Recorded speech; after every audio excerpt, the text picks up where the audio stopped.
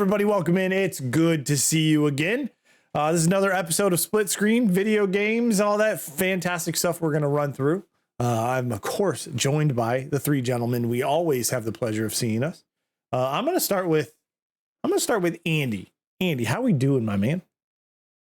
Doing pretty good. Pretty good. All right. Been a little hectic, but hanging in there. Hectic? That's crazy. Yeah. Why so hectic, dude? Just normal stuff of life? Yeah. Holiday weekend. Maybe that's it. There's a holiday weekend. Kids. All that. Fucking kids. Yeah. Families and kids, man. I'm preaching to the choir. Preaching to that choir, boy. Slow weekend up there in that corner. Yeah, let's keep that trend. How's the family? How's the wife and kids, Dan? How we doing over there, man? Oh, they keep me busy, but they keep me young too, right? Young at heart, right? Love watching the kids grow. Wife's my best friend. Love that. There you go. Good holiday weekend. Actually did spend some time with family. Got to watch some football. We were up at my sister and brother-in-law have got a nice camper up at a campground, and their neighbors, they had a big area in the middle. They had a bunch of TVs up on the deck of one of the things, so we had a couple like 3 games going. Kids are running around and having fun. That's cool.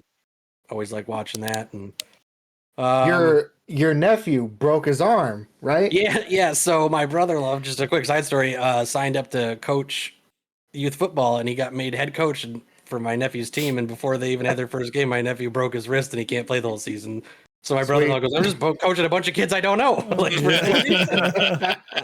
So apparently, though, he is going to continue to go to the games, and he's going to try to help out on the sidelines and stuff. So I think that's good. And it's, I guess, because they have the doctors, the way the break is, they don't want him even in a club or anything. Like, they don't want him doing anything with it. Oh, Jesus. Yeah, I mean, it's what, Little League, right? So, I mean, scholarships on the line, baby. Yeah, apparently. Look out. Got to get that high school scholarship. No. Things have been good, though. Got some new game vibes going yesterday, and had a good, relaxing weekend. Sweet. John, what about you? How you doing, man? How was your long weekend? Good?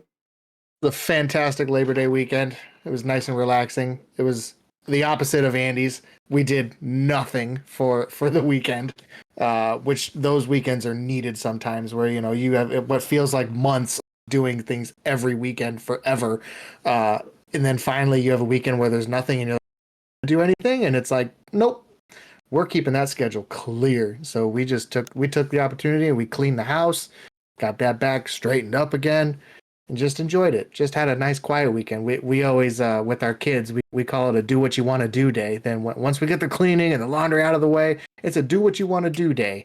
And that usually means that I find myself right here in this chair.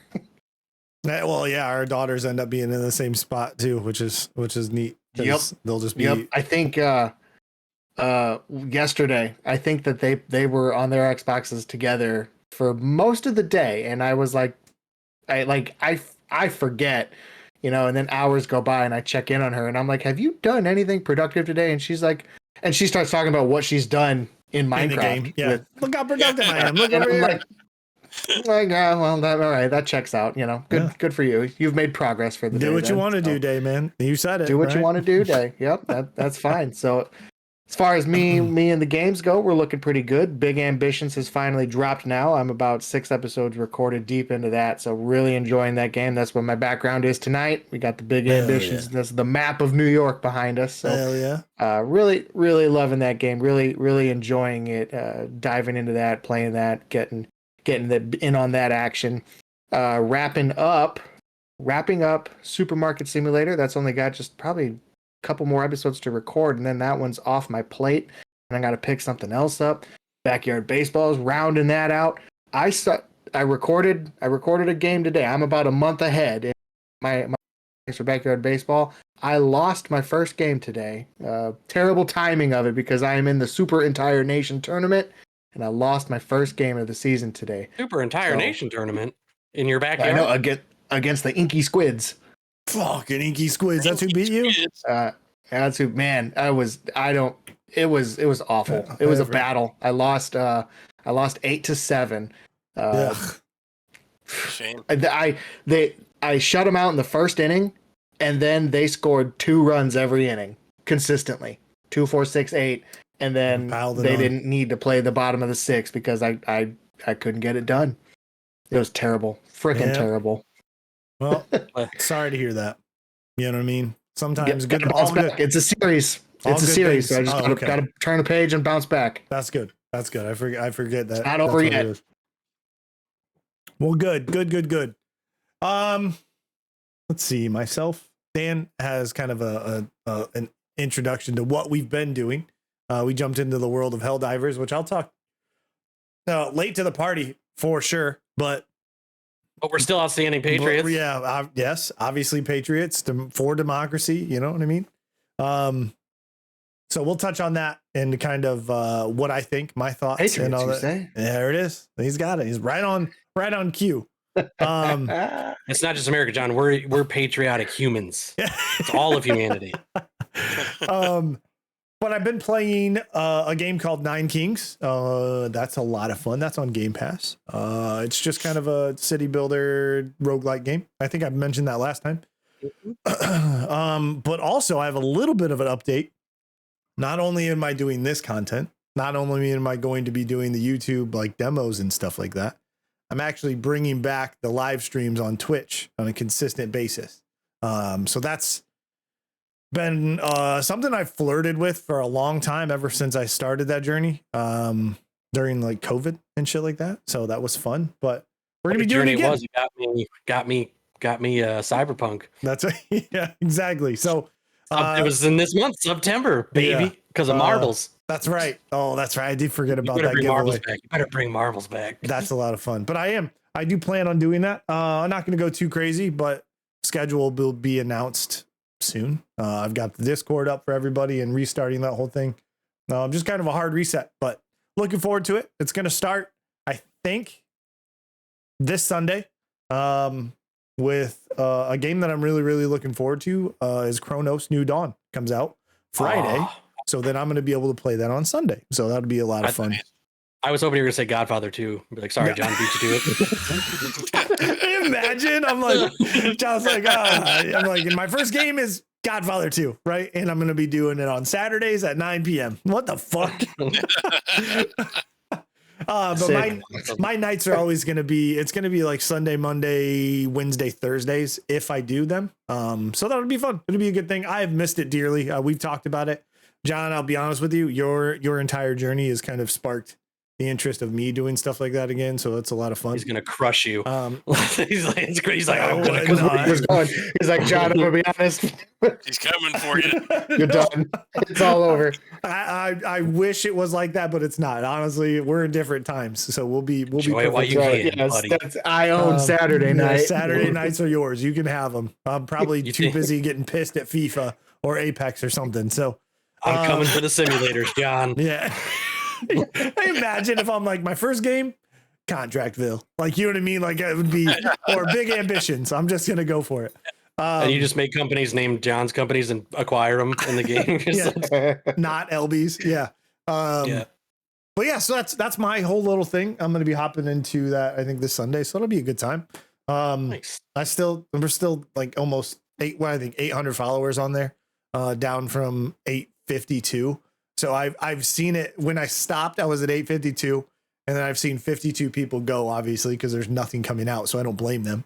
So it'll be fun. We're gonna hop into it. I've always wondered that the idea of like unsubscribing, like it doesn't hurt you one bit. But I'm also the person who subscribe. But I am one of those people who cleans up my subscriptions on different stuff. Like Twitch, I will go through and be like, oh, I don't ever watch this person. On, you know what I mean? I'm not going to follow them anymore. YouTube's a big one where it's like, I've got way too many on my list. These are just channels I subscribe to that I don't watch. And so like, I do go through like a purge, if you will. Maybe your favorite Twitch streamer comes under some hot or some sus behavior for targeted transgenders and minors, and you're like, I don't want to be seen following that person. I gotta unsubscribe real fast. Like, maybe, I don't know, weird things happen. Yeah, that's oof. Thank goodness for Peanut, the burnt peanut, man. I swear. There's been nobody I've wanted to watch more than him. When Not the even doc, Ricky Berwick? I couldn't stand watching. He's short content doses, right? Small micro doses of Ricky Berwick for me. But But when the doc went through all of his shit, obviously, and he's got all these things and many, many things, we all know what he did. There was a peak for him. There was a peak for him when I was like, I can't wait. I'm like, I actually would watch him and schedule some time to sit down like a TV show. But the burnt peanut has been that feeling all over again, which has been really cool. But I mean, all the stuff aside, like that's the thing. The doc made it it was entertaining, right? Yep. Like take that aside, like he knew how to keep people's attention, right? It's hard to do that, and Right. so it's rare to find something that like holds you with that in that way. 100%. But yeah, my content journey will keep going. So I have no idea who you're talking about or what you're talking about. That entire last minute you guys been Probably talking. You don't know who Dr. Disrespect was? Not a clue. I'm not R.I.P. surprised. You haven't seen.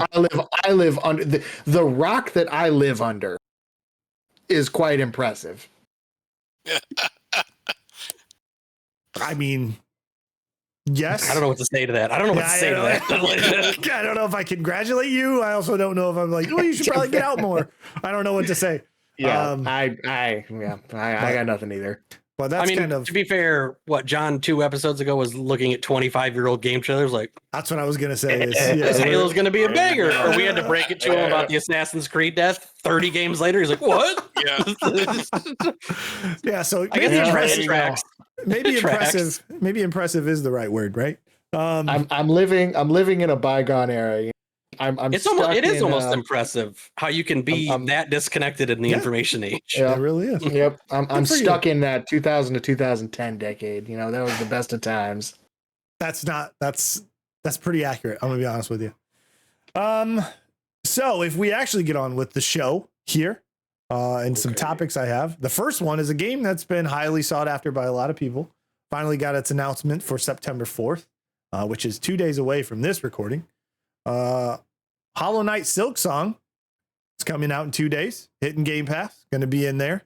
A quick correction, Andy. I told you, I think the last time that that Shinobi game was coming out for Shinobi Art of Vengeance was coming out in Game Pass. It is not coming out on Game Pass. Is it even out yet? No, but it's not coming to Game Pass. I did a quick search. It said yes. Then I actually looked into it, and then it said no. So it's not coming. Sick. Anyways, Sick. The fake news will get but- you sometimes. but Silksong is coming to Game Pass. But if you aren't getting it on Game Pass and going to play it there, it comes with a price tag of $19.99. Not bad. Holy shit. You know what I mean? Like, that game is probably going to sell a lot because the price is very attractive, even for people who are like, do I not? Should I not? And you're like, yes, because it's $20. What's the worst that could happen? You know what I mean? So, I put it obviously in a joking matter. I said Silksong is saving the industry by itself, and it coming in at a game like that with crazy value, crazy hype behind it, not getting too big for their britches, and just coming in with a $20 price tag for a game like that is awesome. I love to see that kind of stuff. Andy, what's your takeaway on a price tag for a game as highly anticipated as this one? Yeah, I mean, price is important, and $20 is a really good price, especially for this game. Mm-hmm. You know, I was thinking they could probably sell it for 40, and it would have sold a ton as well. So, good on them for giving it such an affordable price, and might even sell more. I agree. More money that way. I think this is a strong argument for the current, AAA is $70, $70, $80, whatever they're trying to get away with. But this doesn't necessarily, I mean, this is going to give you the idea, like, you don't necessarily need that, right? We'll see what happens. But I think this could be interesting. I'm going to keep a close eye on the sales for this one. What about you, John? Do you think that's I mean, we've talked about it many times, some of these games that are lower priced, but they bring hours and hours of fun. I mean, this is crazy value, I feel like, assuming it's good, of course. I mean, what's your takeaway on a $20 game that's been highly sought after? Even though you're under a rock, this game is really, really, really, really look forward to. Back in his day, $20 was good. I had to buy Microsoft points. The That's a callback. The roots of video games at its core, at the very foundation, it's about having fun. Mhm. It's about enjoying your time playing something. It's about suspending the real world for a little bit and losing yourself in a game. And being able to do that for $20 is a hell of a lot better than doing it for $70. Yeah. I mean, people are gonna So get it just, it just comes down to that, Yeah. being able to spend $20 and have some fun. If that's the game you want, if that's the route you're going and you are enjoying it, then absolutely, it's totally worth it. That's what it's about. Yeah, I think it's going to be huge. I think it's going to sell really well. I think the numbers are going to be obviously. I was curious. Do you think it breaks a 10 million mark? Because before I'm going to ask Dan, I'll switch that one to you. Do you think it hits a 10 million copies mark? Not necessarily, obviously, right away, but over time.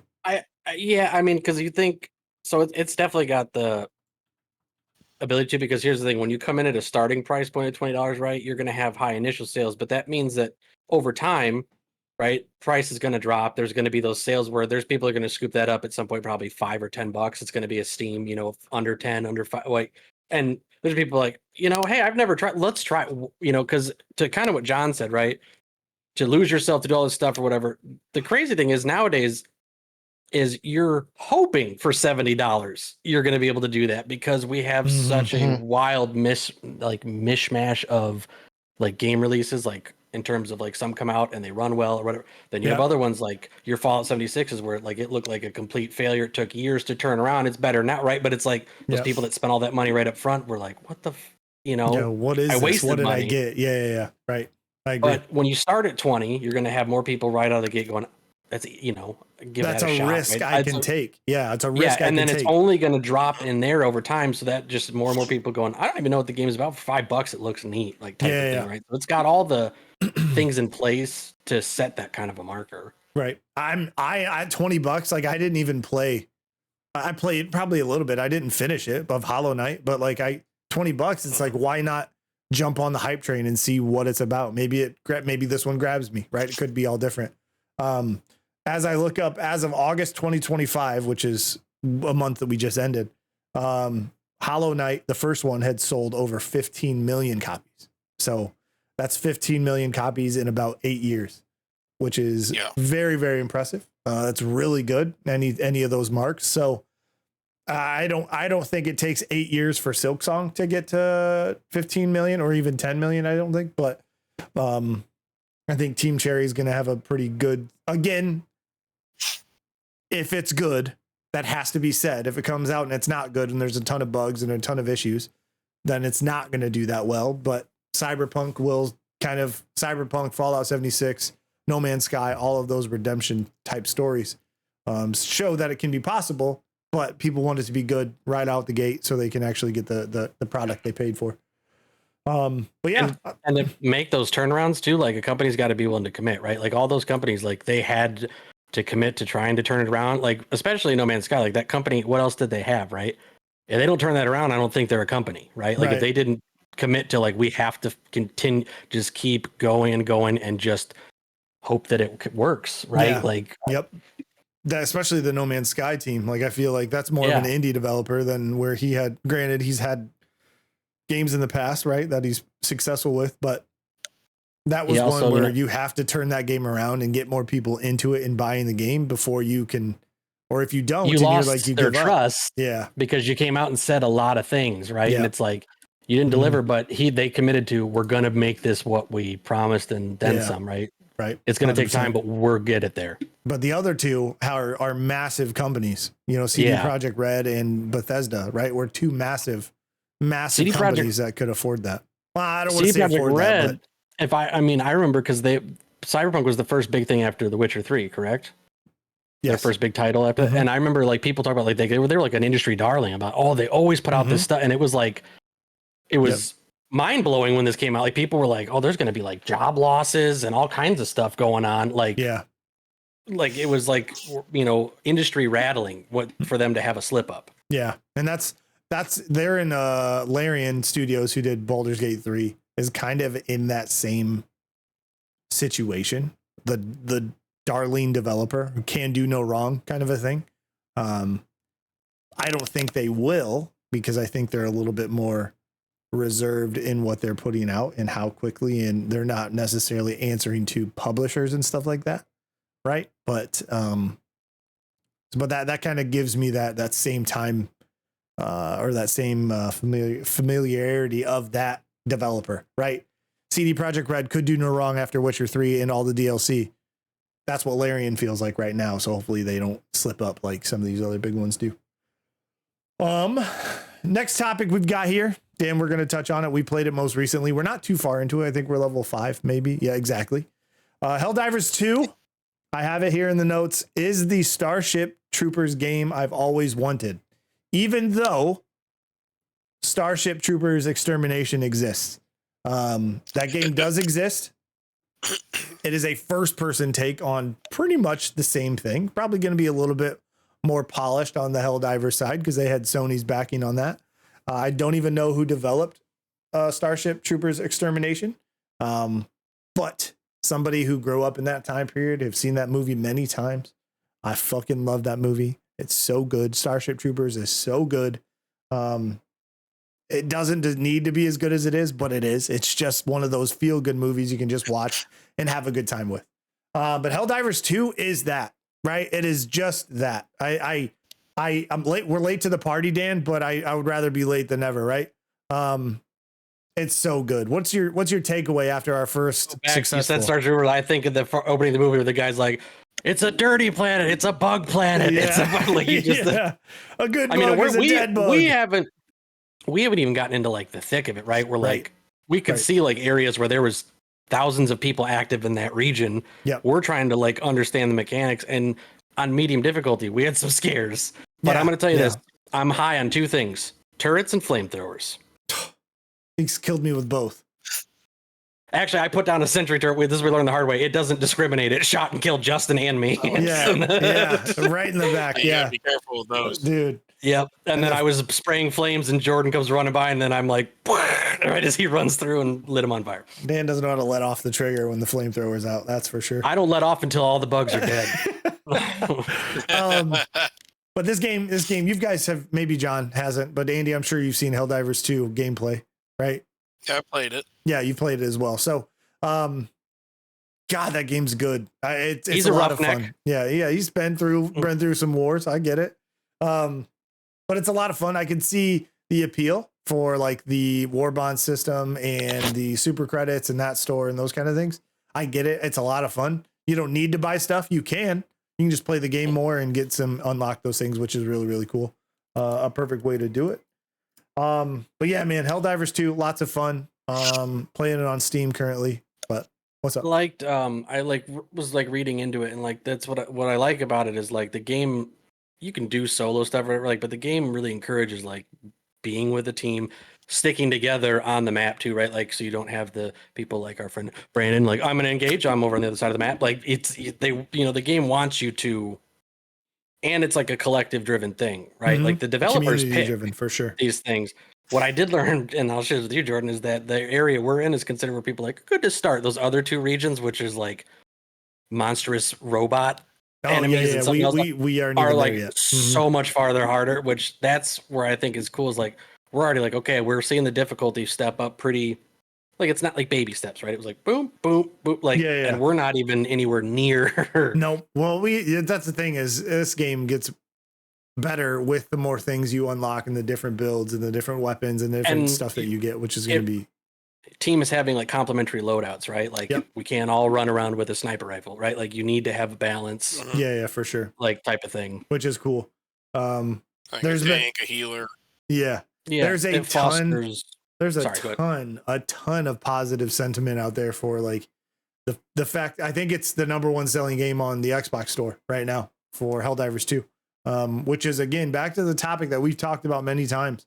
This was a PC and a PlayStation console exclusive, right?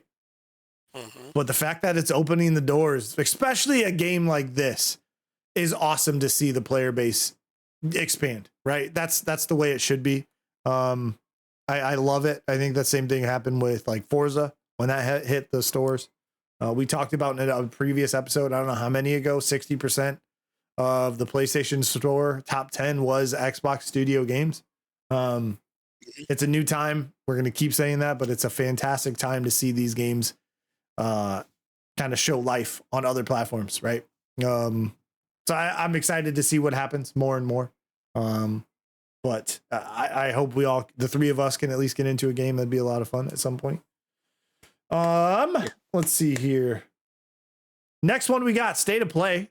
That is Sony's like little showcase. It's like a digital showcase, but they're doing a specific one for 007 First Light on September 3rd. I have an article here from the PlayStation blog. State of Play presents 007 First Light gameplay deep dive on September 3rd, which is tomorrow from this recording. Tune in to over 30 minutes of 00 agent action as IO Interactive showcases that. And that's going to be at 2 p.m. Eastern time. Going to be over on their Twitch and YouTube channels. They didn't unveil a whole lot or talk about a bunch. Obviously, you're going to get probably action includes everything from high-speed car chases to foot stealth sequences and shootouts.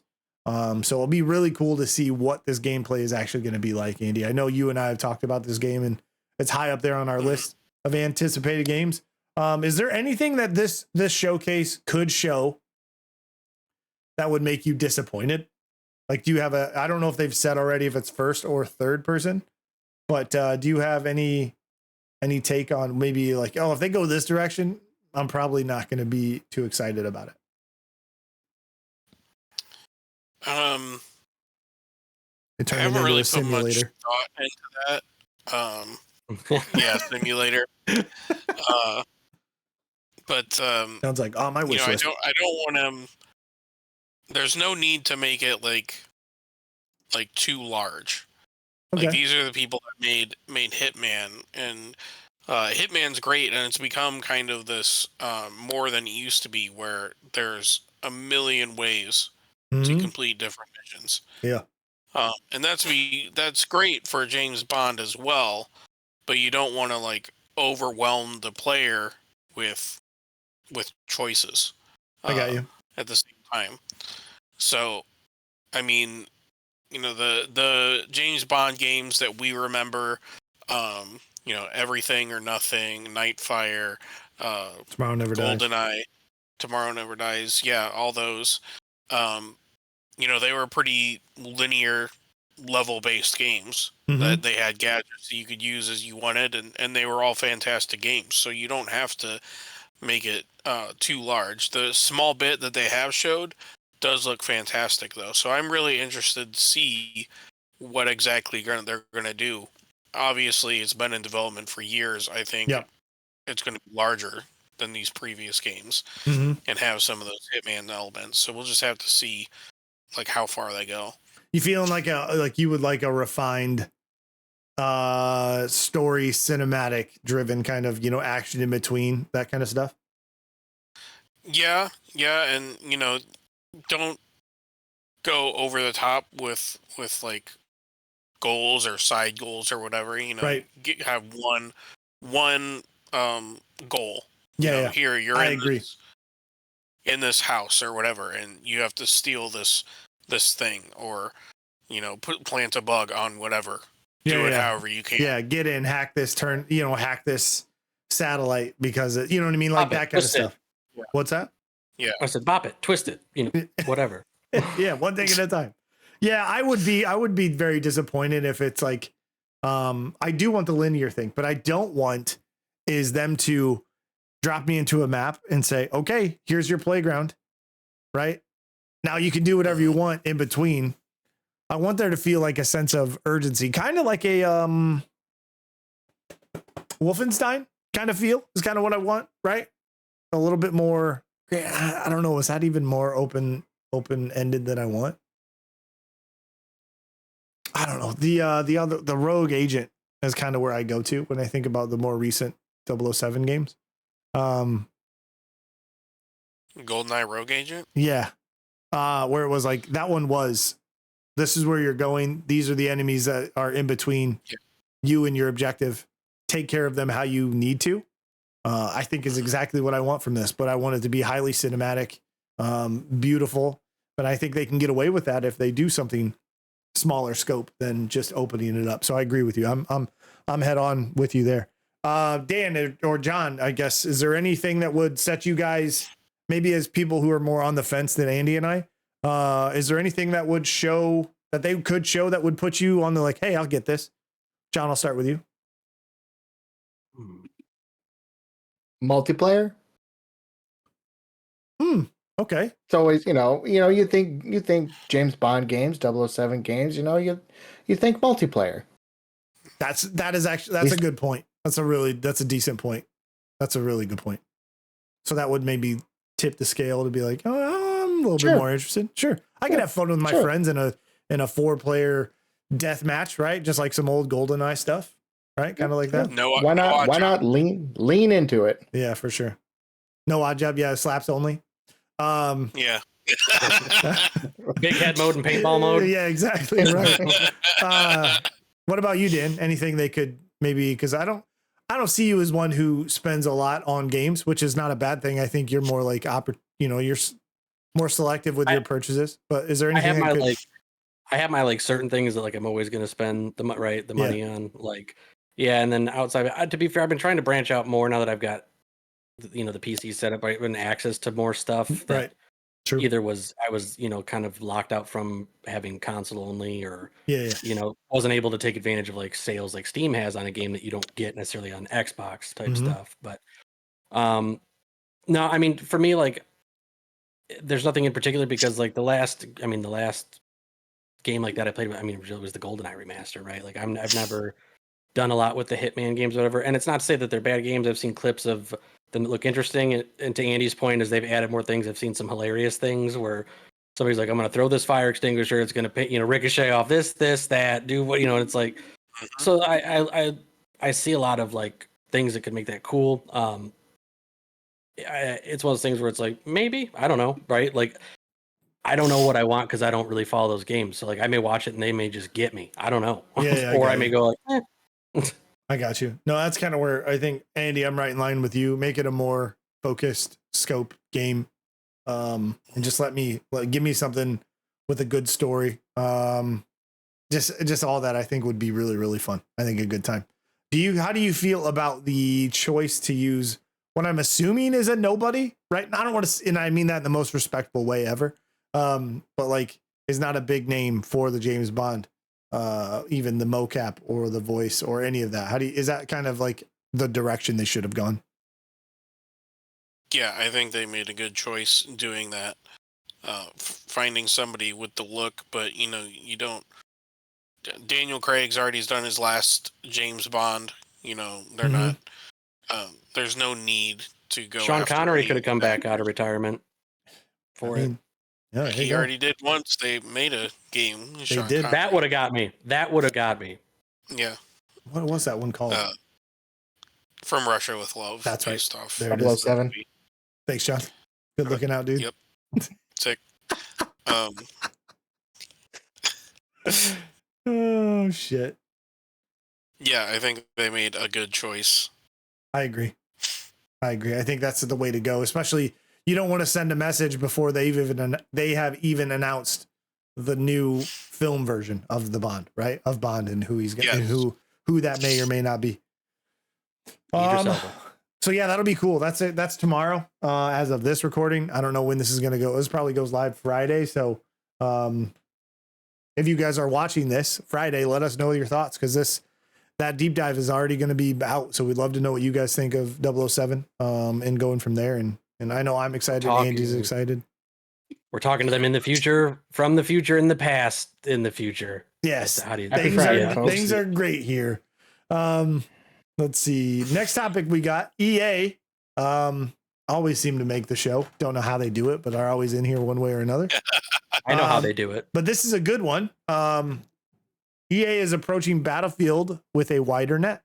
What I mean by that, and this article comes from Windows Central, and that's Adam Hales over at Windows Central. Battlefield 6 won't bother with ray tracing, and here's why that matters. Battlefield 6 developers are skipping ray tracing, which I'm assuming you all know what ray tracing is, right? Yeah, the lasers, the race. Okay.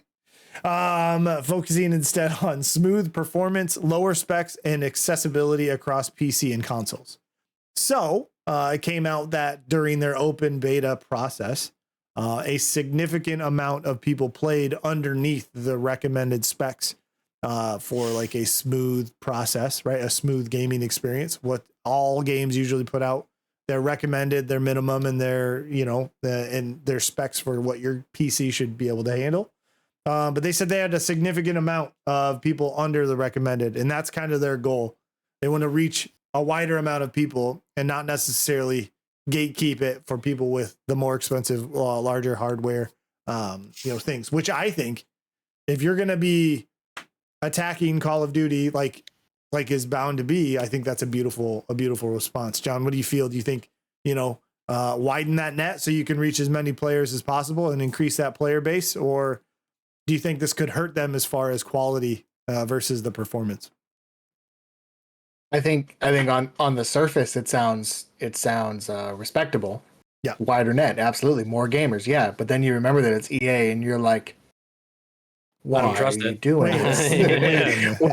What's the catch? More The players, bigger, wider net behind it, which is more microtransactions. Yeah, to say bigger, more players, more credit cards. Fantasy Battlefield mode.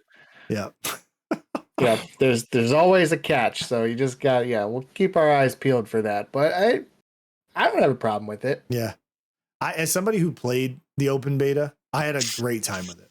Like I think I mentioned it before. It gave me Battlefield 3, Battlefield 4 vibes, which is exactly where I want it to be. Nice. And that's 2042 was what it was. I played it. I got, my fill out of that, but I think this is a strong contender. Dan, how you feeling about it? Wider net? Do you think are you a little bit skeptical? No. So here's my thing, right? As we kind of talked about it back when I was debating console upgrades and stuff like that. And we talked about like some things were like, what's the difference, for this and this? And you're like, are you like ray tracing like you brought up, where you're like, okay, so the difference if you run the game on this and this, like puddles are going to be a little bit more reflective, and like there's a lot of people that don't care about that those minute levels of detail that can eat up a huge chunk of performance requirement, right? Like, I want to run and have it run. It's never, right? you can always turn those things on or off, right? But there's also people that don't always know how to, they're not savvy in going in and adjusting those things, right? Like games can look good, right? They're still naturally going to look better than Battlefield Bad Company, right? Like it's like that's just it's like inherent, right? Like if you want to have it, people, if you want to be the person that's running it at max, everything, whatever, great. But it's like the game is going to run and it's going to give you what it's meant to do, which is the experience, right? It's going to, if I run, I'm going to run. I'm not going to glitch through every wall. I'm not going to have, strobing screen effects, right? Like the hits are going to register in a hitbox, right? Yeah. You're going to want the performance. Whether you have ray tracing on or off, right? Yeah, for sure. And I feel like that the average, and I would say this is probably the average gamer, there's a lot of those things at the ultra high end. When you talk about that I would challenge them. They probably wouldn't be able to point out to you the difference, right? Like, oh, the ray tracing, like that rock, you see that? It's sharper. It's got a sharper edge on it. Like little shit like that sometimes makes a huge impact. Not that big of a deal. I am very much the person you're describing. Yeah, we know. But not when it comes to like competitive shooters. You don't want, you know what I mean? That's why Counter-Strike is what it is, right? Counter-Strike has always been what it is, but people play that on the lowest settings on purpose so they can get the most frames per second. So then it gives them that little bit of advantage, right, over somebody who is just getting 40 or getting 60. And you're like, I've got 240. You're like, cool. I don't, you know what I mean? But the eyes can only see up to a certain amount of difference also. So where I want that high, like crazy end stuff is like your, is like a No Man's Sky, right? Like when I'm flying through space, like just something where you've got like, it's about atmosphere and background and setting, like where that stuff is a huge part of the game, Cyberpunk, right? Yeah. Like the city looks great, but also I've played it on multiple things, right? Where it's running, vastly different capabilities in terms of processing. Yeah. And to me, you know, again, as somebody, because maybe when I was looking for it, like it's not as apparent, but it's like that's what I want to see. If I want to go look and look at this city and all the stuff there is to it, like that's where I want it. But like you said, where I'm like, I'm just trying to get from here to there without getting blown up 60 times. Like, yeah, I don't really care. Yeah, I agree. I agree. And that when it comes to shooters, I'm not in that park of like, okay, I need everything as high as it can get. I need this to look the best.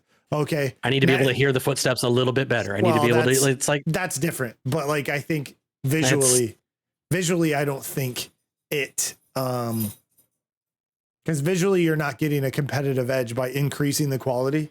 You're getting a competitive edge by decreasing it. Right. Yeah. Your aimbots you use, they doesn't matter. Right. Like you see through the walls, whether they're low rendered or high rendered. Right. I can play no matter what. If the walls could be there or not be there, and I'm going to kill them anyways, because that's just aimbots. Yeah. You know what I mean? But I'm excited. Battlefield, I think this is an awesome approach. Go for a wider net. But it also does show, I mentioned how you can turn those things on and off, right? You can turn off ray tracing and be like, I don't want to worry about it. I don't need it. It's not something that my rig can handle. But it also shows me that they're not putting that effort into something that's only going to reach a fraction of people, right? So they're thinking, oh, let's not use all this wasted time to put this so we can just cater to the high end people. Let's make sure that our game runs smooth, launches smooth, and actually gives everybody the best experience when it comes out. That's how I take it, and that's kind of where I'm at. Quick question to you for playing the beta, right? So the last Battlefield that I really, really played like and enjoyed was 1, right? I liked good. 1 a lot. 1's really good. Would you say this is probably the back to that like level of quality and like I would say it's back. No, it's not back to 1. 1 was different because of the different time, the age for me, like it was World War I, right? So right. For me, I honestly, if you took 3 and 4, Battlefield 3 and 4, modernized it, took it all and just made it to be a game that exists in 2025, that's exactly what you're getting out of this. So 3 and 4. I've only played a handful of them like over time. So like 1 was the last one for me, but it got me. I played a lot of it. Yeah. 3 and 4 are the peak for me. We're the peak of Battlefield. 1 was really close. I mean, 1 was like, okay, Battlefield's back, but then they came out with 5 Battlefield V, right? Or 5, which was fine. I loved, but that's also Battlefield 1 is where I got, one of the best trailers ever made for a video game. Oh yeah. Right.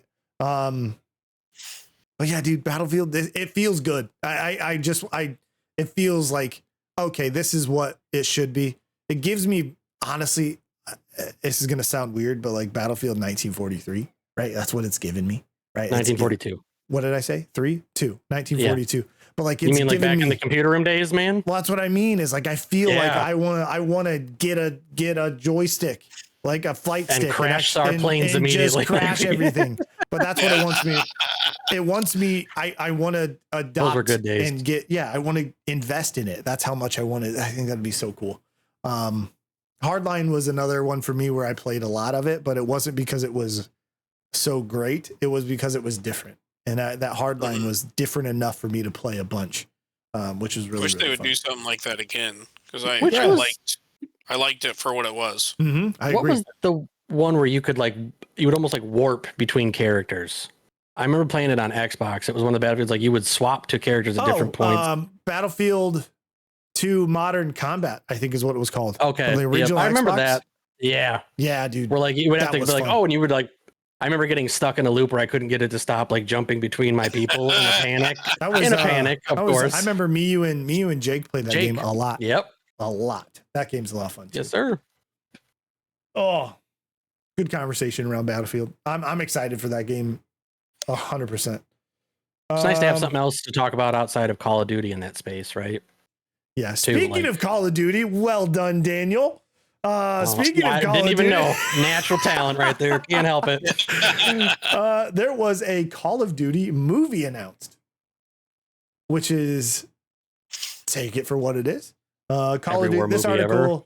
This article comes from Video Games Chronicle from Andy Robinson. Call of Duty movie officially in the works at Paramount. TV show to possibly follow. As a lifelong fan of Call of Duty, this is truly a dream come true, says Paramount's CEO. Activision is Better officially be the original Modern Warfare thing. I have no idea, but Activision has officially signed a deal with Paramount to produce a Call of Duty movie. The pair has announced as part of the agreement, Paramount will produce and distribute a live action. Oh, where did it take me there? Live action film set in the Call of Duty universe, though it's not clear which of the more than 30 games it will be based on, if any. According to Variety, while the deal is for a single Call of Duty movie, it encompasses the potential for Paramount to expand the Call of Duty universe across film and TV. As a lifelong fan of Call of Duty is a dream come true, said the Paramount CEO, David Ellison, in a statement. From the first Allied campaigns to the original Call of Duty through Modern Warfare and Black Ops, I've spent countless hours playing the franchise that I absolutely love. That's kind of cool to hear. Being entrusted by Activision and players worldwide to bring this extraordinary storytelling universe to the big screen is both an honor and a responsibility that we do not take lightly. That's all perfect mumbo jumbo, like the perfect sentence, with the addition of the fact that this person says that they've played many different iterations of that game. I mean, if you're gonna make a movie of Call of Duty and I don't get a live action Lieutenant General Shepard just being a piece of shit, just a piece of, I mean, the most recent Modern Warfares are borderline live action with how good those cutscenes look. But Andy, you know what? I haven't heard from John for a little bit because a couple of these topics. John, this is back in your era. 2009 would be that one. But John, what's this do for you? Excitement, skepticism. What's it do for you?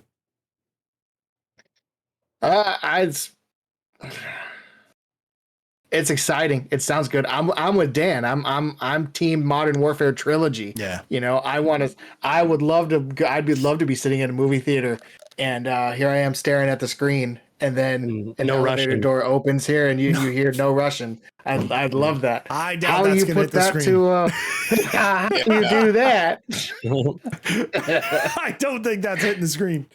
Oh man, easy. It's all tasers and beanbag guns. There you go. I know that I'm not alone in that opinion, though. Yeah, for sure.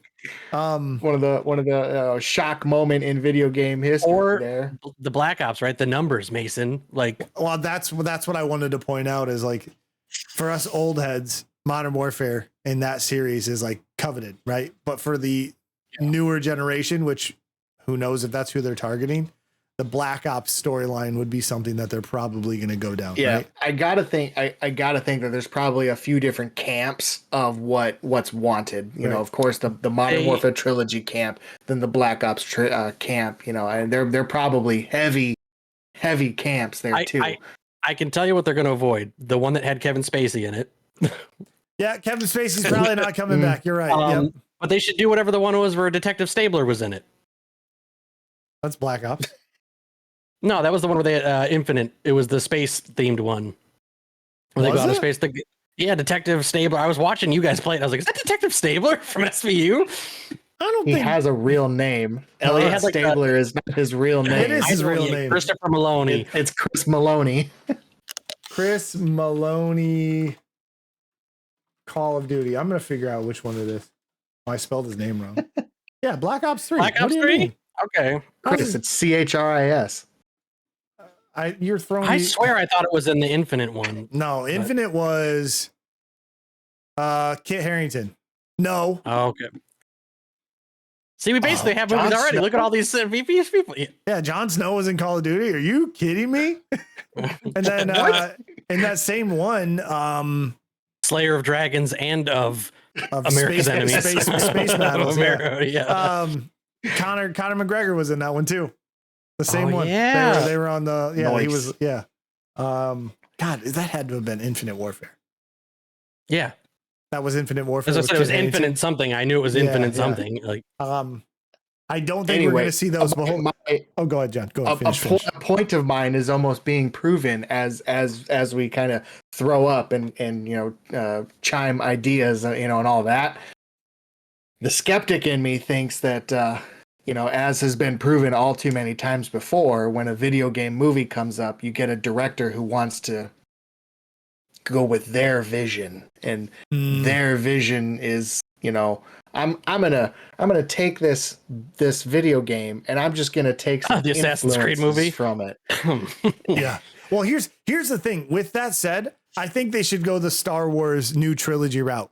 And what they do is they open up with the first movie and you play all the hits, right? You're like, this is basically A New Hope, right? You boom, you're like, oh my God. Or you're like, this is basically this movie that is deeply loved. So you go maybe with a Call of Duty that is the best or one of the 3 best that is universally the case. And then you go like, that's the one we're going to tell for the movie. But when we go with the TV show, that's when we create our own vision and we do our own thing. Sure. I think that's what you do. But video game fans are fickle. Self-admittedly, we're very fickle about that. And so if you're gonna do it, you gotta do it to the letter. Look at any deviation, you're gonna have fickle fans that are gonna vehemently reject it. Yeah, I agree. Look at Fallout though, right? I don't know what is, you talk about their vision. They found the right people, right? Where their vision, whatever it is, like I would say that overall that's been highly well received, by the majority of people. And it's and we're like what you said, Jordan, like kind of like they're coming out like, here's a little bit of original with a little bit of old, right? Now we're getting into, they're giving us what we really want. Like, I think that there's a shifting tide towards that. You got The Witcher. They found a lot of success on Netflix with their interpretation. You've got the first season was so confusing. They found a lot of success with their interpretation. Mind you, I've watched neither of them, so I don't know how faithful they're being. They're good, but they lost. Speaking on The Witcher, they lost Henry Cavill because of the deviation from some of the stuff, right? My wife and my mother, they both watch that and they talk about The Witcher, and I've never played it, but they both love the show. But they've talked about this whole Henry Cavill leaving. That's also my point. Okay, so I'm familiar with that, but yeah, that's to my point there too. Though is Fallout and The Witcher and even The Last of Us they also reach a general audience who haven't played the game. That's what's so cool and successful about those things is they maybe stuck to the general ideas, right? But they're telling original stories, not The Witcher. Well, I guess The Witcher still is. Yeah, there's still plenty of the characters are the same, but they're telling a different journey. That's not like The Witcher The Witcher's genre, I feel like, is very appealing to all the women are into this fantasy stuff. Thank you. Yeah. Yes. It's high fantasy, and I think that's especially off the backs of Game of Thrones, right? And I think The Witcher could stand on its own if Game of Thrones didn't exist. But I also feel like, the House of Dragon, like those are all very, very popular time periods, right? And it's a lot of the same stuff, high fantasy, monsters, creatures, and going to that kind of stuff. What Fallout proved to me, there's a blueprint then. Yes. What Fallout proved to me is they just fully leaned into the weird kooky stuff. Where you're it's what it is. That seems like nonsensical. They didn't go let's make this a really gritty, grounded. They kept the what makes it Fallout, right? The absurdity of it, and it translated perfectly because they didn't try to mess with it. You have to with some of that stuff, you either have to embrace it or completely cut it. You can't do a halfway you can't half-ass it. The thing where a guy was fucking my chickens, right? Just weird stuff where people are what? Yeah. Yeah. Well, that's what but it's that's so Fallout. Good. Yeah, they did. It's so good. So back to your point where video game people are fickle, game players are fickle. I think we've had a taste of successful stories that are video game adaptations translated to a different medium. I think those are really, really good examples. And I think we got it can be done right. We're not getting the Assassin's Creed movies. We're not getting, the Warcraft movie. We're not getting those kind of things anymore. We're getting actual, well thought out, processed information and adapting those universes well to a different medium, which is really, really cool. And I think one of the credit can go to for really starting to hammer home a lot of accuracy in these video game movies. I think a lot of credit can go to the Super Mario Bros. Movie. Not the one from the 90s. I love that movie. Is there another one? I love that movie so much. so much. I'm not saying John, it's good, but it was at a give me time some in my John life. Leguizamo. Yeah, dude, it was Guilty pleasure. a time in my life where I was like, what the fuck is this? Right. But like also I just was like, this exists. And I can't I could Talk not be about mad. leaning into the absurdity. Yeah, dude. Oh, just their approach. It was absurd. Oh yeah, it was absolutely. But also, you know, so Call of Duty, you know, I think it's a great idea. I think holding out hope that it would be an awesome movie. But as a Resident Evil fan, I also know that I have You're getting my heart has been in this in this boat too many times. You're getting, and I love the Mila Jovovich movies. Don't get me wrong, I love that Mike series. Epps shooting at Nemesis with his all the way from Resident Evil all the way to the final chapter. Series of movies. They proved themselves to be their own niche in the Resident Evil universe. Well, you could say you love the Netflix show too, right? I actually hadn't. the I animated one. forgot that existed. No, the one with the concierge from John Wick in it. Oh, No, I read about it and I heard it was awful. No, don't. That doesn't exist. But the animated movies, the animated movies, those are fun. Those are fun. So good. Yeah, fucking fantastic. But then you get something a few years ago, the Welcome to Raccoon City, where you finally hear, you know, hey, somebody who's going to faithfully follow the video game, and they did way too much in the movie. Too much fan service. Just a cluster. Yeah. It was too much fan service. Yeah, it was just a giant cluster. But I enjoyed it. I enjoyed the movie. But I see the complaint. You are getting a new version of those movies are coming, right? From a new director who his voice, he said, I don't remember who it is. I can look it up real quick, but there is a new series of movies coming. And he has said he's not going to tell the story of Leon and stuff. Right? It's Austin Abrams? No, that's not who it is. Zach Krieger, that's right, is expected to reboot the original story, not based on the previous films or games. So he's going to be telling his own story in this universe, kind of like what Fallout is doing, right? So I think that could be if somebody handles it, because he's like, I love the games. The games are fantastic. He knows what the tone needs to be. He knows what the atmosphere needs to look like and how it needs to be set. It needs to be heavily horror, survival, you know what I mean? Gritty, kind of like, yeah. Mm-hmm. So the fact that he has said these kind of things leads me to be more excited that this direction is going to be respected. So hopefully, you can add Resident Evil to that list of The Last of Us, Fallout. We can add it to, The Witcher and those kind of things.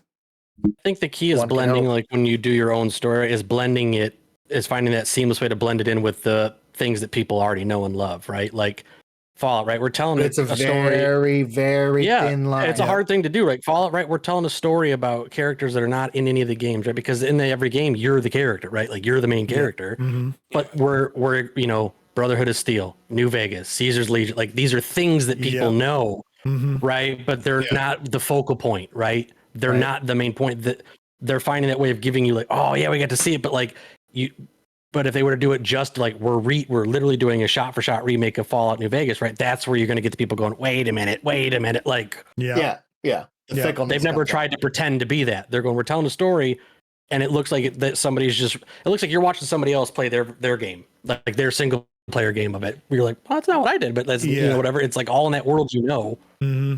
I think to bring it back to Call of Duty, and I think I can speak for my wife, but there's one Call of Duty that I think her and I both want to see. Are you looking at her? Yeah, she's playing, and I was trying to see if she would look over to see, or even answer Cameo. the question. Is it? She just said it. Yes, it's for me and her. And we're in the minority of the entire thing, but I think we would love to see Call of Duty Ghosts get made into a adopted some way in a movie, TV show. We have been itching for another one of those games just because that's up there and probably one of our favorites. And again, we are in the minority. We know that. I It's never even not played people's it. right. It's not people's favorite, but we adore that game. And they left it at I a feel like cliffhanger. a forgotten game. Mhm. Yeah. Hey, So Yeah. I'm with you. Final Fantasy 8 is my favorite, and that is the most shit on, forgotten about, unpopular one Yeah. in the series to most people. But it's my favorite. right. And it's because it had to follow When 7. did what was the order? When did Ghosts come? What came before Ghosts? What came after Ghosts? Ghost was right at that time where it was transitioning from 360 to Xbox One. It was that title. Yes, So yes, it was yes. around Because 2014. there's a Ghosts on both systems, right? That's what. Well, Yeah. they did that for it was the first Xbox One Call of Duty game, right? I believe so. Yep. Yeah, 2013, November 5th. So it came out, I think, a week or two before the system, I think, came out itself. And I'll tell you what, I you could had to watch is a double dip, of movie- course. A movie of I'm escort looking at a robot. Google image right now. 1, 2, 3, 4, 5, 6, 12. It's got like 18 games, and it's like, oh, all Call of Duty games in release. Showing the first row is Call of Duty through Modern Warfare 3, and then the middle row is World at War through Black Ops 3, and then Team World War II Deathmatch. through Modern Warfare 3 again. And Ghost isn't there, so it's disrespected. It's It is. forgotten. Jack It Bauer, is. Jack Bauer could come back. Team Deathmatch. Team Deathmatch. Team Deathmatch. But yeah, I think stay away Yeah. from World at War. Yeah. But yeah, I think. But there was kind of It's another. exciting. The prospect of a Call of Duty movie is exciting. I agree. There's good Um, options out there. Yes, exactly. Yeah. Lots of beloved ones, but also I wouldn't be upset if they told their own story. And you know what would be cool? You know what would be a really neat idea? Just follow me here for a minute. American Horror Story. If you did maybe a series of if the first one was I successful, see what you mean. if I the see what you mean. If the first Call of Duty movie was successful and they Each one based of the it series off is of its own thing. Yeah. shift it, do different movies based on different games. That's a ton of different Call of content. Duty games. But here's my thing: is like if you make a Call of Duty,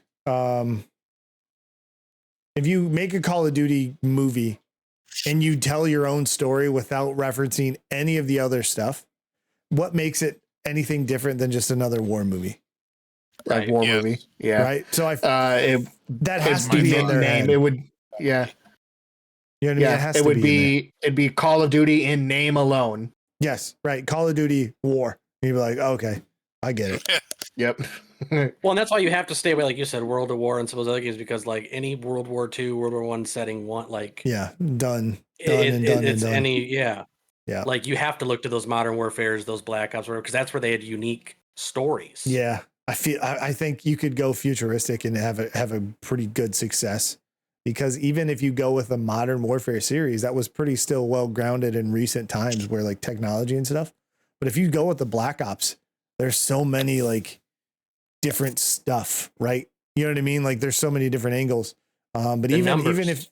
even if you jump into shit, give me an Advanced Warfare, like the one where they had the exosuits. Like I'm still down for something like that. Infinite Warfare, any of those futuristic ones will be really, really cool to see. It could be done. But I think my prediction is they go maybe the Black Ops route and use that story. And because I think they the have it. Black Ops route is probably the most bankable route. yeah, It's like right. I see it as like a spy thing, like a Jack Reacher or a Yes. whatever type show. Like Yeah.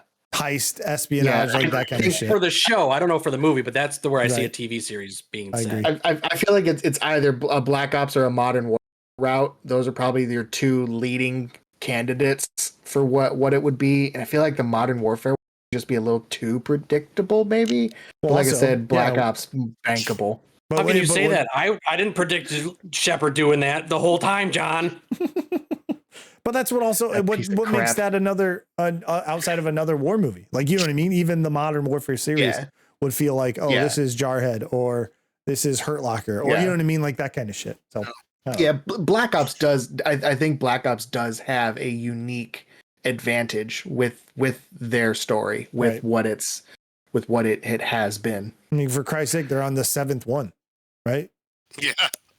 And so there's got to be some success in there, right? That has to be Yeah, drawing to some people. So, but kind of a sub question or a secondary question to this: I'm going to go round table. And if I already have mine, and I think it was talked about many times. Is there a video game that you would like to be seen turned into a movie? Andy, I'll start with you. Yeah. And this has been discussed. It's been said to come and then disappear off the face of the earth. I'm going to come. But mine would be Gears of War. Yeah. There's the story Go ahead. is really underrated with that, and you could really go deeper in by bringing the books in. Right. Some of those first books, go into the history, of Dom and how he lost Maria and all of that the game really doesn't tell you. Maybe when E-Day comes around, we'll get a little bit of a taste of what that looks like, because E-Day is the newest one, and that's a prequel to the first one, so that'll be cool. I'm hoping so. That'd be neat. So that's mine. Got you. Could really make a layered question for you. By the way, real quick before we get to mine, and I haven't thrown in there, and I'm gonna throw it in there. Fuck everybody if they don't agree. The Halo series, I loved it. I don't care. I loved it. Have a problem in the world. Everybody can suck it. I actually enjoyed it. The fact that it just existed. I don't care that Master Chief was banging some people. He took his helmet off. You have to take your helmet off for you to actually commit and actually empathize with that character. You have to. So I love that was the case. Halo franchise. I hope it gets life someday. I know they sold it and it's no longer at Paramount. So hopefully Netflix or somebody picks it up and they actually continue it. That'd be awesome. Anyways, the layered question for your answer, Andy. Could you give me a cast of the 4 actors if they do go that route? Could you cast those 4 characters? That's tough. Henry Cavill. Nice. I mean, I feel like for Dom, you got to go with like Dave Bautista. Oh, but for I feel Dom. like he'd be a Dom. Yeah, Oh, I feel okay. like he'd be a Dom just because of the way he looks. Okay. Now, he's not jacked anymore. He's still got that belly button tattoo. They have massive armor on, so it wouldn't even matter. Yeah. Okay, so we're more talking face. Yeah, that's what I was thinking. I mean, so the tattoos are relevant. Sure, Dan. maybe he sounds more It's like not relevant a in my Marcus, but I feel like he would fit Dom more. I think that's pretty spot on. I know he has voiced many times that he wants to be Marcus Phoenix, though. But anyways, proceed. I just think that would be weird. I think he's Dom. That's fair. I want to be Marcus. You're Dom. Good luck, you're Dom. I really want to be Marcus. The best I can give you is a Dom. Yeah.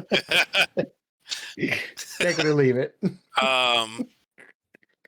Gosh, the other ones are so difficult. I don't know. Coltrane is Terry Crews, man. That's kind of what I was playing. Terry Crews is a good pick for Coltrane, yeah. Baird and Marcus. Maybe could you see like a Chris Hemsworth as a Baird? I feel like Baird might be like some. I guess I think in the game he's got the hair. White. Yeah. I'm just kind of thinking look. Yeah. Could do somebody like that. Maybe like he's very much the smart ass character. You know what I mean? Right. Adds a comedy element. I feel to like everything. it's somebody with like a comedy element. Yeah. Maybe I'm fucking brain farting on his name. Ryan Reynolds. Not who I was thinking of, but that's a real good one too. Kind of typecast a little bit, right? What about the guy that plays Daryl's brother in Walking Dead? I can't think of his name, and he's Yondu as Marcus. I don't know why his voice. Michael Rooker. He's older looking, but like his voice fits for me. But it's just like it looks a little too old. Yeah, I feel you. Marcus is the toughest. That's absolutely the toughest. Marcus is tough. Face of your thing, right? Yeah, I mean, yeah. So, I mean, you don't have to answer it. We can give up. That's okay because that's tough. That's a tough off the cuff. Yeah, Marcus is too hard. I don't think I could pick a Marcus without thinking about it for a long time. Right. Moving on though, Dan, what's yours? Do you have an answer? I mean, I do. It's one of those things where like I want it to, but I also like know that I probably don't because it probably is. I want something in the Elder Scrolls universe in a movie. That's hard though because it's so broad, right? Like, yeah. I got you. I understand. But like, I would like to see that world brought to life on the big screen, right? Like, okay, I could get behind that. Right, like that'd be cool. You know, but it's the thing is like when you think an like era? for me, I mean, I'm biased like Morrowind. Just because, like, hell yeah, good that answer. was my. Good I mean, answer. I spent Good so answer. much Good time in answer. the game. But yeah, again, too, like for me, like I mean, because that's such a big universe, right? Like you can't just be like, all right, we're just gonna drop you just right in here. We're just gonna throw everything in, like right, like, but like any of the like Morrowind or whatever, like that one, I felt like really early on you ran into and started to understand like these are the general races and people that are around, right. and you would just like to see that kind of what they're doing with Fallout locations. Yeah, love that. I want to see something set characters. in that universe. Yeah. Like, Would there be like a 10-minute long scene in the movie of you chopping wood? there would be the whole movie would be me stealing all the pillows on the map to build my house. I did that in Morrowind. I stole every pillow on the map and made a house out of pillows. Here's how it starts. You're like, you know what? My character, and your character's, well, in the movie's like following your character and his journey just starts, and you're like, hey, I'm gonna make this two-handed wielding hammer. I'm gonna make the apprentice. And then no, you're like, I'm gonna make the decision. I'm gonna be a two-handed wielding weapon user. And then somehow you always turn into a stealth archer. Always, no matter what. Like you always just turn into a stealth archer, no matter Think what. of It always how happens. cool the action scenes would be if there's literally a guy in your face and you're just like, yeah. and just every 30 times you hit him once. I'm gonna pick this lock. Let me pick this lock. If you're going the Elder Scrolls route, I would be heavily in the camp of Oblivion. I think that would be sick. I think Oblivion. I think one that would make Gates a cool. That might be like a easy thing too for a movie though. Would be Skyrim when you look at the war part of it, right? I agree. The war that's going on up there, like that would be what you could center a movie around. I think more easily. Yeah. But yeah, like Morrowind, like it's hard. I mean, it's hard. Oblivion, yeah, there's like that. That really leans into the true high fantasy, right? With the Oblivion Gates, or even if you made a movie about stuff with the Daedric, like the Daedric gods, right? Like there's so much lore to use. Yeah, that's the thing. You could make a lot. It's like a Star Wars or anything else, right? Like one movie could set off a lot of different things. 100%, 100% right. And if you're gonna ask me who I cast, I'm gonna go. And it's going to take a minute to get ready. Let's cast see. everybody. All right, yes, my dark elves are going to be my high elves are going to be. Who's going to play your Khajiits? I kind of feel like you got to do Skyrim because then we have the Jarls of Whiterun. Yeah, dude. Well, your dragon Dan is. That's already cast. That's Macho Man Randy Savage. Oh my! I don't even know why I didn't think about that. That's the movie right there. Could you imagine that in like an IMAX surround sound? You don't see it on screen. You just hear, "I've been to the mountain." He's like,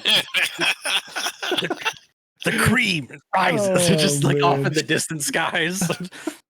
Get it! Or you're about to be beheaded, and you just see this hideously distorted Randy Savage, like, yeah, just screaming in your face. So good, John. What's your pick? What do you got? Something in the simulator world. Trading Card Simulator, the movie. I'd like to see Supermarket Simulator, the movie. Supermarket Simulator, the movie. No, it's just a GoPro on a worker. I said one, not three. I know that, but I got three that are lumped. We'll pick one. Okay.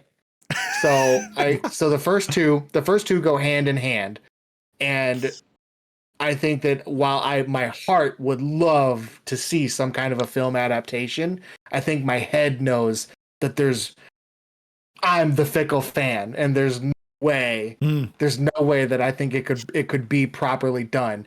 And we're talking about Red Dead Redemption and Grand Theft Auto. I think that those two are on such high pedestals that while I think the heart thinks, God, that could be such a great actual movie. Red Dead Redemption. The head is like, whoa. Both. I didn't know if you had a specific both one.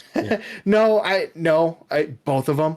even Grand Theft Auto, freaking pick and choose which one. We just need one more score, Arthur. Just I one think, more. I think one it would be more, Arthur. a really good one would be 4. Grand Theft Auto 4 would be awesome.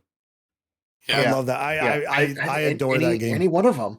Yeah, I Yeah, adore awesome. that You're game. just running down the street, a tank such- falls out of the sky, you get in your tank. Do You're 3 where the talking. main character doesn't say anything the whole time. Ooh, that'd be an interesting, Black and white interesting silent director film. choice. That'd be tough. But yeah, I think that there's so much content. How could you pare that down to, a 2.5, even I a agree. 3-hour movie? GTA's easy, Trevor. GTA Trevor. Just follow that crazy hillbilly around. Those are the 2.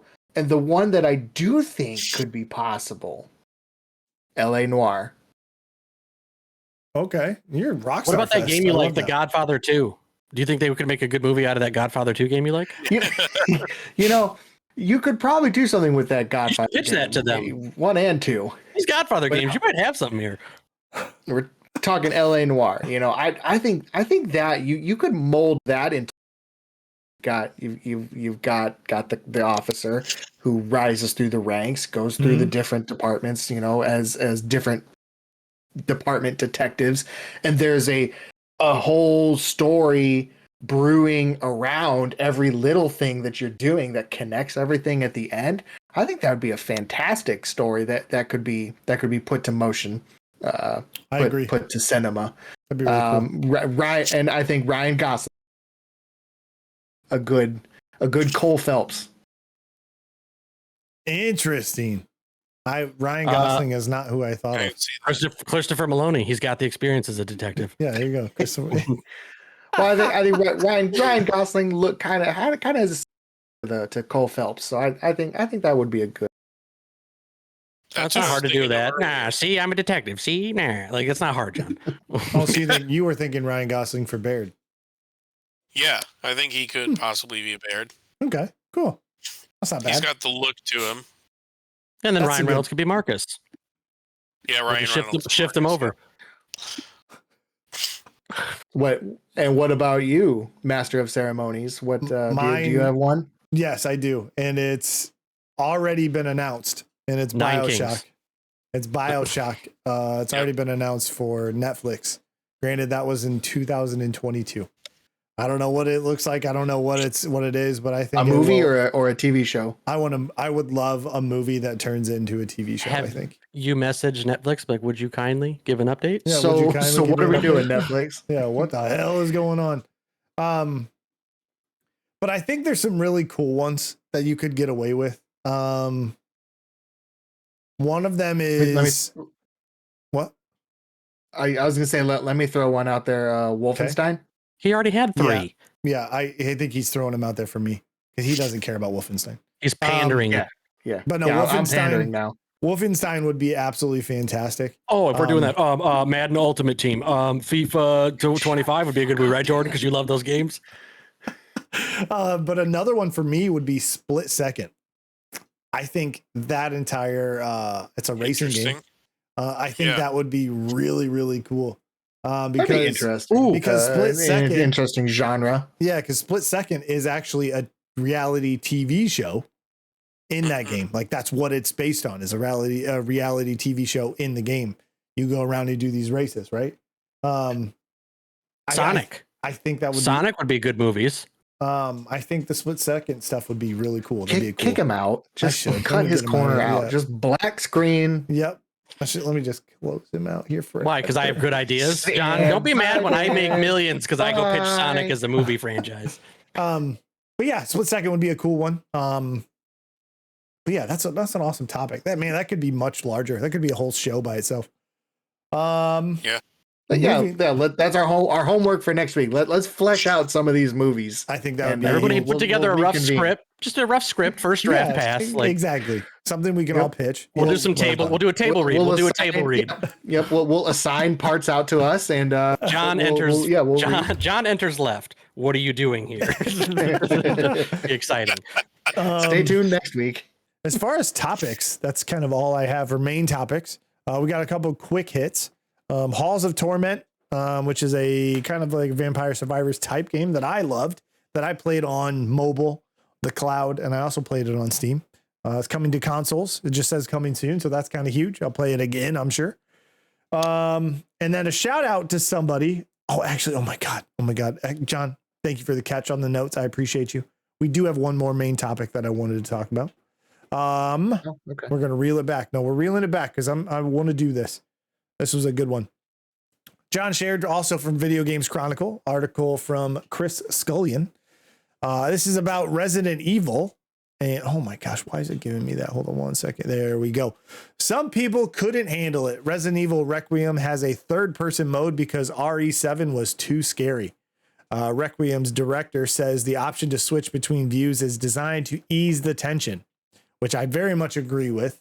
Accessibility for those that don't necessarily want what the hell was that? That don't want the actual intense scary moments, which I will be playing in first person, and I'll be shitting and pissing my pants the entire time.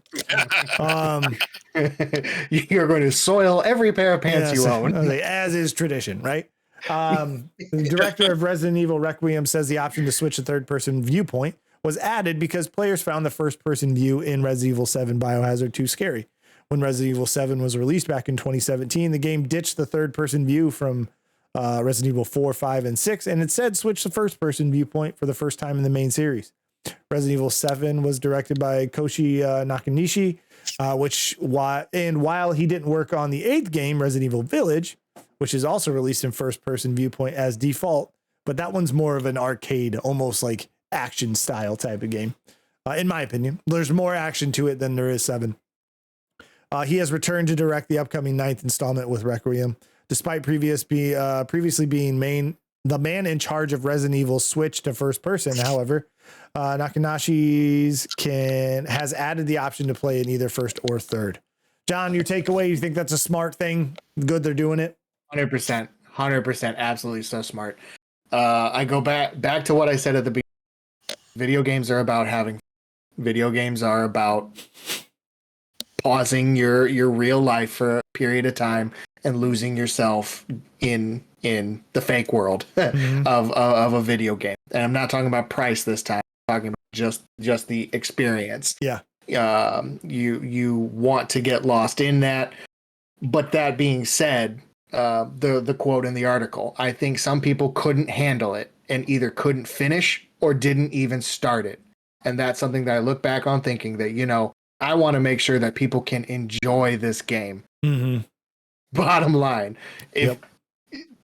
if I'm not even going to play the game, if I get to the point where I can't even finish it, or I just don't even pick it up, then, granted, that's, you're going to get people, well, you sissy, Yeah.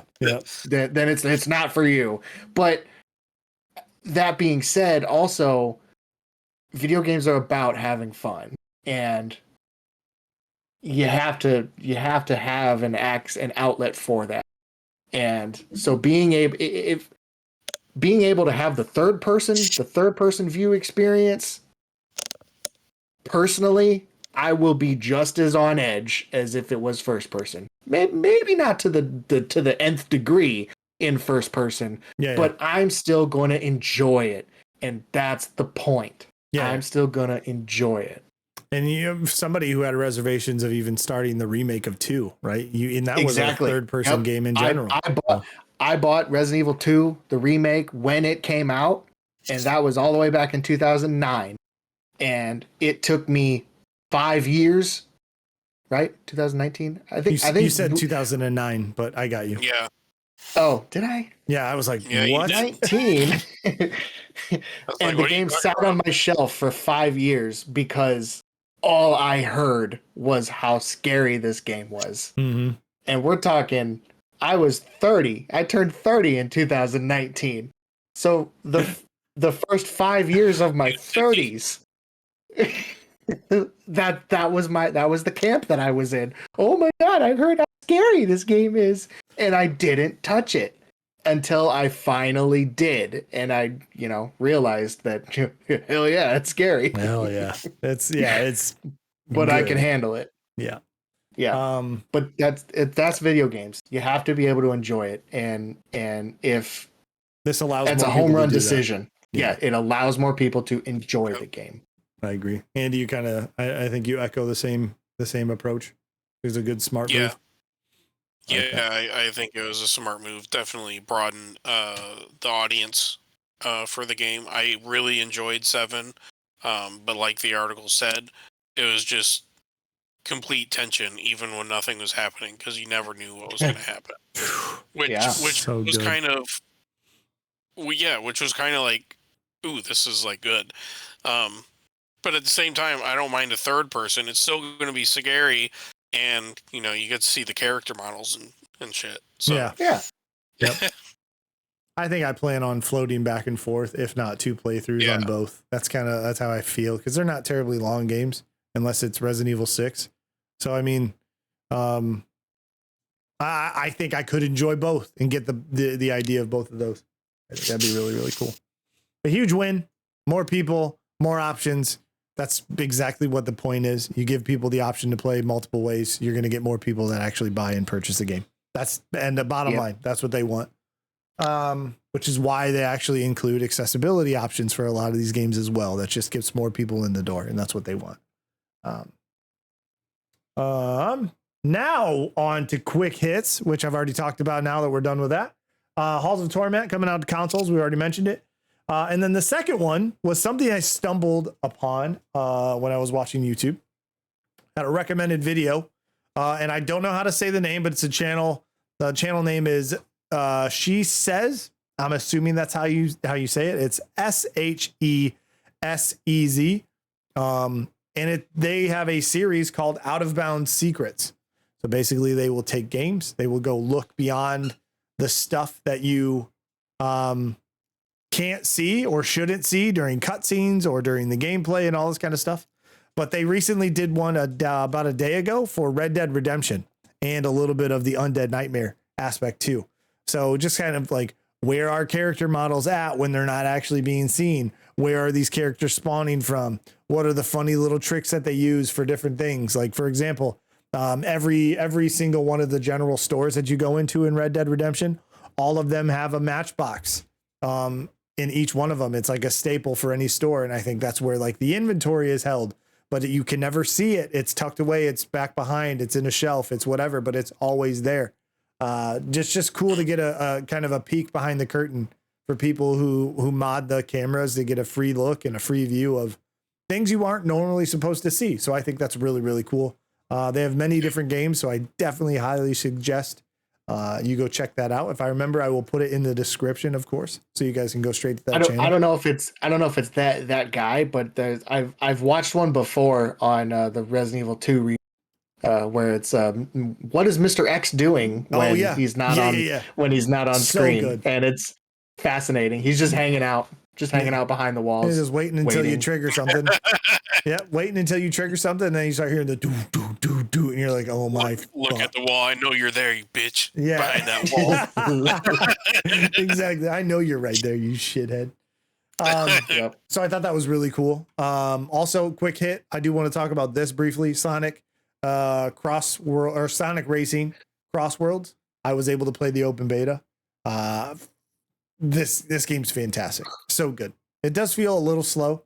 I don't feel like I'm going fast enough sometimes, even with the higher speed ratings, but this game is fun, and they're going to have a ton of characters. You can already see a couple of the guest ones behind me, right? You see, this is not a joke. There is a creeper, and Steve is going to be in there. That's a Crossworld thing.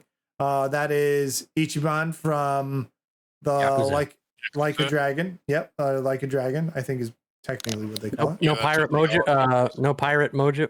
Majima. No, dude, that would be sick. I hope that he actually makes it. But they're going to be doing a bunch of this. There's going to be a lot of characters. Looks like I see too, right? that. Oh, there's Steve and Alex. Yeah, and there's an actual minecart, like Minecraft world race where you can actually go through, which is going to be really cool. This game is $70 though. That's where. Yikes. Yeah, that's where we're like, holy cow. I'm getting used to my cheap simulators. That's the beauty of Steam. Sometimes games have been out there for a while. You're going to find them cheaper Good news, rather John. You than can do the Minecraft race. Just go get on your daughter's world and play a bunch of tracking carts and Yeah, exactly. You Set. can do it. Woo, look at this. Set up my own. So this is cool. There's so many spaces for characters that aren't taken up. You also have Joker from the Persona series, which is cool.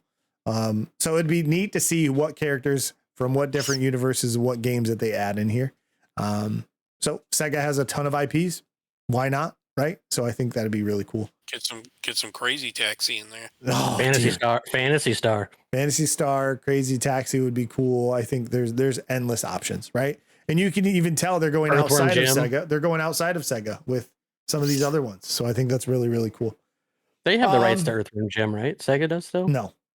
What? Dan? I thought they had at one point had the rights, like the IP thing over Earthworm Jim. I don't think so. No. Okay, I misremembered something from back in the frickin' early 90s. Excuse me. Interplay. You better. Interplay Entertainment owns the rights to them. All right, get Rocket Knight Adventure in there, dude. I know it was on Sega. God It's damn Konami, it, Dan! I You're know. you're just naming shit now, okay? Urban Strike. Yeah. Helicopter. Get a helicopter in there. Get Aladdin in there. That was on Sega Genesis. Get Grindstormer. That was Tengen. Yeah, get that. Ren and Damn it. Stimpy. You're just talking about Ren and Stimpy. Get Boogerman in there. Hell yeah, let's go. Hell yeah. Booger. This wouldn't this wouldn't happen Get the if you Ninja kicked them out Turtles. 10 minutes ago. Ninja Turtles. They had Hyperstone Heist. But last but not NBA least, Jam. God damn it, Dan. Sorry. We're good, you piece of shit. It's But right. Yeah, last but tilt your not head least, down. Shame. last but not least, we do go over the games coming out this week. There is a lot of them. Of course, one I've already talked about, Chronos: The New Dawn, PC, PS5, Xbox Series X, Nintendo Switch 2. Survival horror game coming out this Friday. Demon X Machina, Titan, whatever the fuck that is called, vehicle combat sim. That was a ship that on the ocean. Dan, I think you can take the floor on that He one. got me, dude. I don't know how to do it.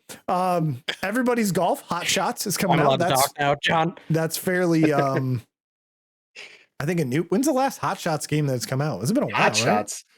It was called Everybody's Golf for PS4, I want to say. So it was just Everybody's Golf. Yeah, that was the last one. It was just called Interesting. Everybody's Golf. Well, this is a new one coming out. PC, NBA. PS5, Nintendo Switch. No Xbox. No love for the Xbox. Nah, never Nope, was, never has been. NBA 2K26. If that is your cup of tea, that's coming out for everything. That comes out the 5th on Friday. Freaking let's see and vibing. here. Coming Hell out is for your Us. refrigerator. Hell is Us is coming out. That's kind of a third-person Souls-like action adventure game. Of course, we have Hollow Knight Silksong hitting. Echo the September. Dolphin. That would have been another good one. Sorry. Murder. The murder is going to happen fairly soon. Next Indiana- week on Split Screen Podcast, there will only be 3 of us. Dan's Try actually screen. gonna come over and he's gonna have it here, right next to me, right here next time. Are you gonna give me the dad thing where you put your Yeah. hand on the back and be like, Yeah, exactly. Indiana Jones: Great Circle, Order of Giants DLC coming out the 4th, September 4th. Star Wars Outlaws hit Nintendo Switch the 4th. Void Crew, that is hitting September 4th as well. Hirogami is not being reviewed very well, but that is coming out for PC, PS5. It's a platformer, action platformer. Metal Eden, and another game that I don't know what it is. Bad Cheese coming out for absolutely everything. It's a horror adventure game coming out the 1st, which was yesterday, so it's already out. Any final notes from the 3 of you lovely gentlemen? I'm looking up Bad Cheese, and Bad Cheese, the Xbox link says "Buy Bad Cheese." it looks like Steamboat, thanks. like Mickey. It gives me Yeah. Cuphead Yeah. vibe. Yeah, 19. Psychological horror inspired by the eerie charm of First person perspective Cuphead graphics is what it looks like. One of those Buy Bad games. Cheese. One of those games that's utilizing the what is it? Steamboat Universal- Willie, Steamboat Universal- Willie, or whatever that went and disappeared. Yeah. Well, my God. that'll be interesting. One of the YouTube videos says one of the most disturbing games, but that's probably just a catchy thing to get you to click on it. But anyways, that's what's coming out. This has been the episode. Let us know your thoughts, what you think of the state of play, because this will come out after for the 007. Also, let us know what movies you think might be a good video game that turned into a movie. That would be huge as well. Let's talk about it. And then let us all know. So we'll see all you beautiful people on the next one. Thanks so much for watching this one, and we'll see you later. Thanks.